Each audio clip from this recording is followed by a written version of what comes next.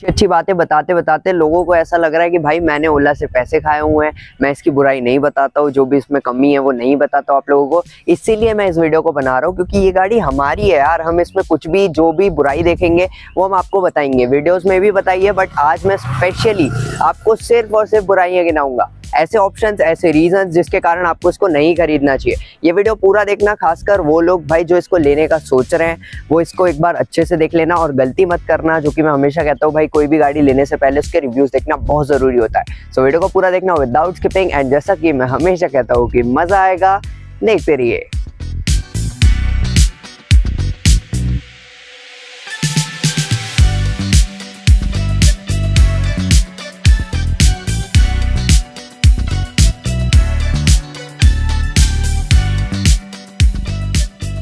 सबसे पहले मैं आपको क्लियर कर देता हूँ कि मैं जो भी बताऊंगा वो भाई क्लियरली मेरे एक्सपीरियंसेस है। मैं आपको गाड़ी दिखा देता हूँ। 270 किलोमीटर्स हम टोटल चला चुके हैं, आप यहाँ कंसोल पर देख सकते हो। 270 किलोमीटर टोटल चल चुकी है, अभी भी 85% चार्ज है एंड पार्कड रखी हुई है। तो हम आपको पूरा क्लियरली बताएंगे जो ये 270 किलोमीटर का एक्सपीरियंस है, सारी चीज़ें उसके रिलेटेड बोलूँगा। कुछ भी चीज़ इंटरनेट से नहीं उठाई हुई, जो मैंने पर्सनली फील करा है मैं वही बताऊँगा।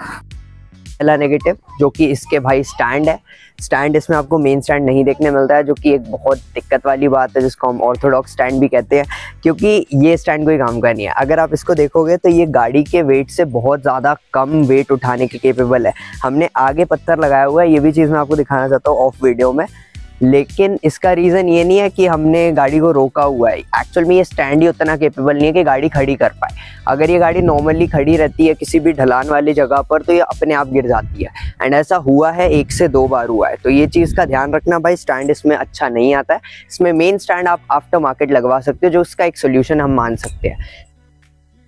अब मैंने ना यार हर वीडियो में अपनी ये चीज़ एक्सप्लेन करी है कि इसकी ब्रेकिंग मुझे क्यों नहीं पसंद, लेकिन ये चीज़ मैं आज आपको क्लियरली एक्सप्लेन करता हूँ पॉइंट बाय पॉइंट। सबसे पहली और सबसे इंपॉर्टेंट चीज़, आगे का ब्रेक। जब आप आगे का ब्रेक देखते हो किसी भी पर्टिकुलर गाड़ी का, तो आप उससे ये चीज़ चाहते हो कि वो जो है इंस्टेंटली लगे एंड उससे आप जो है इमरजेंसी पर ब्रेकिंग कर सको, क्योंकि जनरली हमारे पास पीछे का ब्रेक होता है नॉर्मल कंडीशंस में, लेकिन इसका आगे का ब्रेक उतना केपेबल है ही नहीं। जब आप इसको इंस्टेंटली लगाने का ट्राई करते हो ये नहीं लगता है एंड ये थोड़ा सा आगे जाकर के गाड़ी रुकती है। हो सकता है भाई इसके कारण आपकी गाड़ी में कुछ प्रॉब्लम्स आ जाए या आप कहीं पर भी टकरा सको, तो ये उसका एक रीज़न बन सकता है। ये चीज़ बहुत ज़्यादा बड़ी है एंड जितना ये इजीली मैं बोल रहा हूँ ये उतना इजीली समझ में नहीं आएगी। पीछे का ब्रेक लगाते हो, पहली चीज़ तो इसमें आपको आगे लीवर नहीं दिया हुआ है, जो कि ठीक है, ऑफकोर्स बाइक के कारण नहीं दिया होगा। यहाँ मैं आपको लीवर दिखा देता हूँ। जो ब्रेकिंग लीवर है वो आपको साइड में दिया हुआ है, जैसा कि आपको नॉर्मली बाइक्स में पीछे देखने मिल जाता है, कुछ उसी तरह का है। बट इस लीवर से यार ब्रेकिंग आप करके देखोगे तो आपको मालूम चलेगा ये बहुत ज़्यादा ढीला है, बहुत ज़्यादा स्लो ब्रेकिंग इसमें आपको देखने मिलती है। एंड ऐसा नहीं है कि ये सिर्फ इस गाड़ी के साथ में प्रॉब्लम है, एक्चुअल में हमने और भी गाड़ियाँ चलाई है रोडस्टर टेस्ट ड्राइव के काम पे, या कभी कोई और रोडस्टर ड्राइव करी है, उसमें भी सेम इशू है। एंड ये जो ब्रेकिंग है भाई ये चीज़ बहुत ज़्यादा ख़राब है। एक चीज़ तो आपको आगे लीवर नहीं देखने मिलता तो आप उसको कंट्रोल नहीं कर पाते, दूसरी चीज़ आपको पीछे जो लीवर देखने मिलता है वो भी स्लो काम कर रहा है। दैट मीन्स आपकी जो गाड़ी का राइडिंग एक्सपीरियंस है वो पूरा ख़राब हो जाता है जब आपके सामने कोई दूसरी गाड़ी आ जाए एंड आपको गाड़ी रोकना पड़ जाए। तीसरी चीज़ पर बात करते हैं। तीसरी चीज़ है भाई इसकी गाड़ी की चार्जिंग स्पेस, जो आपको बूट डेक देखने मिलता है अंदर। मैं आपको बहुत क्लियरली ये चीज़ दिखा देता हूँ ऑन वीडियो। ये जो बूट डेक है आप यहाँ से खोल सकते हो, ठीक है। अब now this is a good thing कि आपको चार्जर अंदर रखा हुआ दिख जाता है। The problem is the space. अगर आपको चार्जर रखने की जगह बनानी ही थी तो आपको चार्जर को ठीक तरह से रखने के लिए भी स्पेस छोड़ना होता है, क्योंकि ये जो चार्जर है इसकी वायर केबल बहुत मोटी होती है, आप यहाँ पर देख सकते हो। एंड इस मोटी सी केबल, इस मोटे से अडाप्टर को यहाँ फिट कर पाना भी एक चैलेंज हो जाता है कभी कभी। एंड कई बार अगर हमने इसको ढंग से फोल्ड नहीं किया तो ये सीट ही नहीं लगती, एंड ये एक बहुत बड़ी प्रॉब्लम है। एंड ये चीज़ लोगों को प्रॉब्लम लगेगी नहीं। एक और प्रॉब्लम बता देता हूँ इसी से रिलेटेड। इसका जो चार्जिंग कनेक्शन है वो यहीं से आप देख सकते हो, चार्जर ऑलरेडी यहाँ पीछे से कनेक्टेड है।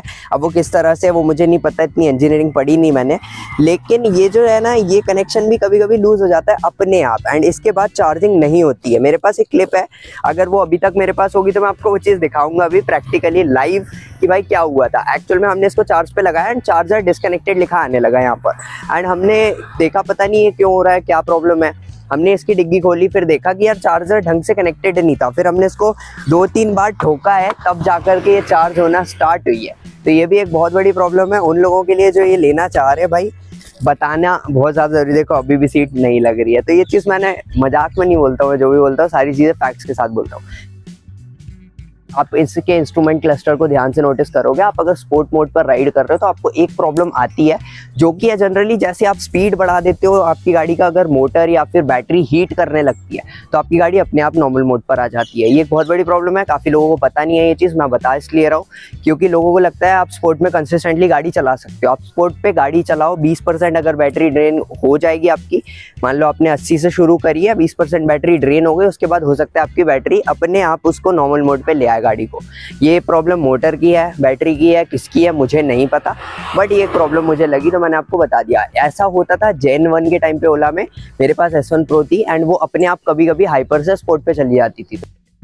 एक प्रॉब्लम जो कि कुछ लोगों के लिए होगी, कुछ लोगों के लिए नहीं होगी, जिसके लिए है उसके लिए बता देता हूँ भाई। जो चेन है वो बहुत ओपन है, आप देख सकते हो। मेरे पास जेन 3 है पर्सनली, इसलिए मुझे पता है ये चेन में कितना ल्यूब्रिकेंट डालना पड़ता है हर कभी, क्योंकि ये बड़ी ओपन है एंड जितनी ओपन है भाई साहब, हर कभी इस गाड़ी में चेन की आवाज़ आने लगती है, एक नॉइस आने लगती है छन छन छन छन छन छन करके, या थोड़ी सी टाइटली गाड़ी चलने लगती है। आपको पता नहीं होता क्यों हो रहा है ऐसा, एक्चुअल में वो डस्ट के कारण हो रहा होता है। स्पॉकेट पूरा खाली है आपका, स्पॉकेट आप देख सकते हो, स्पॉकेट सिर्फ ऊपर नाम के लिए लगा रखा है, डिज़ाइन विज़ाइन है क्या है, लेकिन नीचे से पूरी चेन विजिबल है एंड इस विजिबिलिटी के कारण भाई आपकी गाड़ी कभी भी जो है आवाज़ करने लगती है एंड आपको फिर ल्यूब्रिकेंट लगाना पड़ता है। देखो एक चीज़ जनरली जिससे मैं कंसिडर नहीं करता एक नेगेटिव में, आप मानो तो मान सकते हो, वीडियो उसी बारे में है तो बता देता हूँ। जब आप इस गाड़ी को बुक करोगे आपको 1 महीने से ज़्यादा वेटिंग पीरियड दिख रहा है एंड काफ़ी लोगों को अभी तक गाड़ी नहीं मिली है जिन्होंने फरवरी में बुक करी थी। तो मेरे ख्याल से भाई उनके लिए वेटिंग पीरियड एक इशू है। एक प्रॉब्लम और है कि जब पहले जो बुकिंग हो रही थी, जब ये गाड़ी 98,000 97,000 समथिंग पड़ रही थी, अभी इसका बेस मॉडल का प्राइस 1,15,000 आ चुका है। लेकिन कॉन्स्टेंटली एक फ़ायदा और आपको देखने मिल रहा है, MovOS फ्री मिल रहा है आपको, केयर प्लस फ्री मिल रहा है, जो कि एक अच्छी बात हो जाती है। दोनों को मिला दो तो 6-7 हज़ार तो वही बन जाता है। तो मेरे ख्याल से उसके कारण आप, और एक्सटेंडेड वारंटी पे भी 50% ऑफ चल रहा है अभी इस गाड़ी पे, तो अगर आप लोगे तो आपको बेनिफिट ही बेनिफिट है। आपके पास ऑलरेडी अगर कोई ओला है उसका रेफरल लगा लो तो 5,000 रुपये उस पर भी डिस्काउंट मिल जाएगा, तो वो चीज़ भी एक बेनिफिट बन जाता है। लेकिन नेगेटिव है, जिनके लिए है भाई डिलीवरी पीरियड नेगेटिव, उनके लिए है। एक और बहुत बड़ा नेगेटिव है इसका रेंज, जो एक्चुअल में कंपनी प्रॉमिस करती है और जो रियल लाइफ में निकल कर आती है, उस रेंज में ज़मीन आसमान का डिफरेंस है। एंड ओला S1X Gen 3 जो कि इसी किलोवाट पे आती है, वो इससे बेटर रेंज दे देती है। आप देख सकते हो मैंने मेरे रेंज रिव्यू वीडियो में क्या कहा था कि 2.5 किलोवाट की जो बैटरी है वो इतनी सफिशिएंट नहीं है, यानी कि इतनी कुछ खास रेंज हमें नहीं दे रही है। हाईएस्ट रेंज यानी इको मोड पे हमने 80 to 85 की रेंज कवर करी, जो कि मेरे हिसाब से भाई बहुत डिसेंट है, बहुत कम है। तो अगर आप जाना चाहते हो तो इसके हाईयर वेरिएंट पर जा सकते हो।